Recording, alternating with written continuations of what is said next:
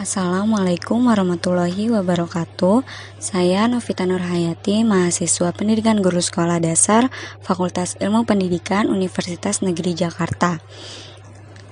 Kali ini saya akan membahas tentang tujuan dan manfaat kurikulum untuk memenuhi tugas mata kuliah kurikulum pendidikan.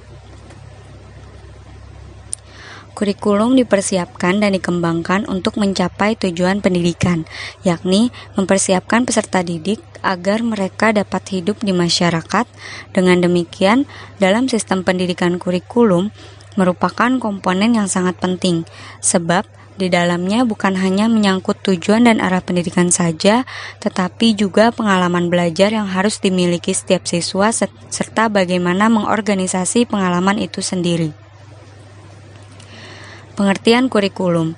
Menurut Undang-Undang RI Nomor 20 Tahun 2003 tentang Sisdiknas, kurikulum adalah seperangkat rencana dan pengaturan mengenai tujuan, isi, dan bahan pelajaran, serta cara yang digunakan sebagai pedoman penyelenggaraan kegiatan pembelajaran untuk mencapai tujuan pendidikan tertentu.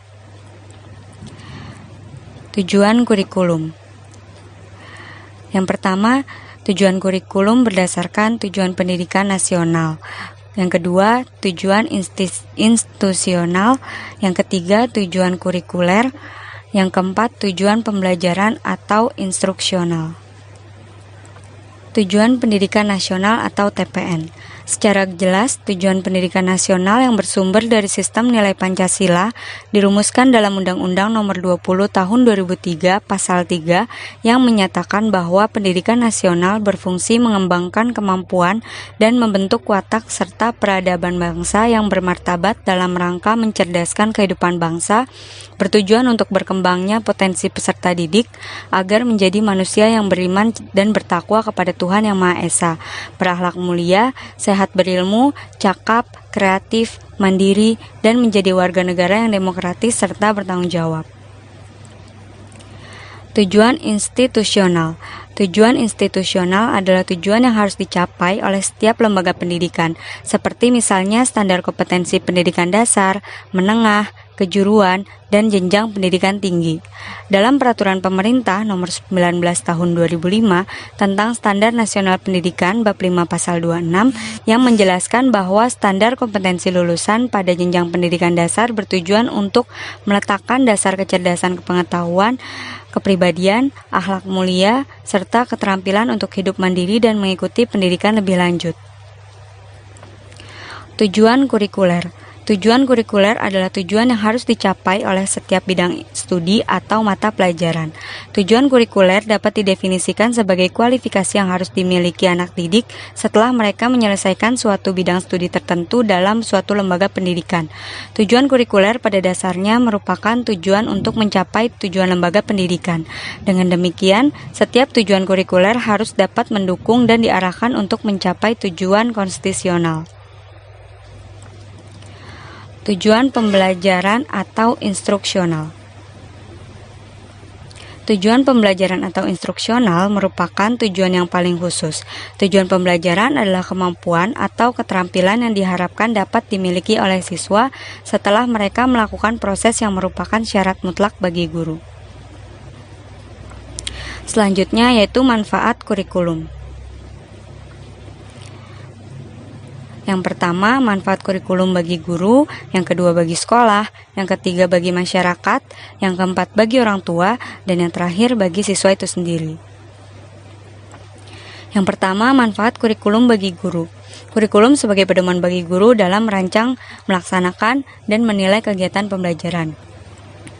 Kemudian, kurikulum membantu guru untuk memperbaiki situasi belajar. Kurikulum membantu guru menunjang situasi belajar ke arah yang lebih baik. Kurikulum membantu guru dapat mengadakan evaluasi kemajuan kegiatan belajar mengajar. Kurikulum memberikan pengertian dan pemahaman yang baik bagi guru untuk menjalankan tugas sebagai pengajar yang baik di kelas. Kurikulum mendorong guru untuk lebih kreatif dalam penyelenggaraan program pendidikan. Selanjutnya, manfaat kurikulum bagi sekolah. Kurikulum dijadikan sebagai alat untuk mencapai suatu tujuan pendidikan, baik itu dalam tujuan nasional, institusional, kurikuler, maupun dalam tujuan instruksional. Dengan adanya suatu kurikulum, maka tujuan-tujuan pendidikan yang diinginkan oleh sekolah tertentu dapat tercapai. Selanjutnya, kurikulum mendorong terwujudnya otonomi sekolah dalam penyelenggaraan pendidikan KTSP. Selanjutnya, memberi peluang yang lebih luas kepada sekolah-sekolah plus untuk mengembangkan kurikulum yang sesuai dengan kebutuhan. Selanjutnya, manfaat kurikulum bagi masyarakat. Yang pertama, sebagai acuan untuk berpartisipasi dalam membimbing putra-putrinya di sekolah. Dalam hal ini, orang tua sebagai bagian dari masyarakat. Kemudian, dengan mengetahui suatu kurikulum sekolah, masyarakat dapat berpartisipasi dalam rangka memperlancar program pendidikan serta dapat memberikan kritik dan saran yang membangun dalam penyempurnaan program pendidikan sekolah. Manfaat kurikulum bagi orang tua. Bagi orang tua, kurikulum bermanfaat sebagai bentuk adanya partisipasi orang tua dalam membantu usaha sekolah dalam memajukan putra-putrinya. Bantuan berupa konsultasi langsung dengan sekolah atau guru mengenai masalah-masalah menyangkut anak-anak mereka. Bantuan berupa materi dari orang tua anak dapat melalui lembaga BP3. Dengan membaca dan memahami kurikulum sekolah, maka orang tua dapat mengetahui pengalaman belajar yang diperlukan anak-anak mereka. Sehingga partisipasi orang tua ini pun tidak kalah pentingnya dalam menyukseskan proses belajar mengajar di sekolah. Yang terakhir, manfaat kurikulum bagi siswa.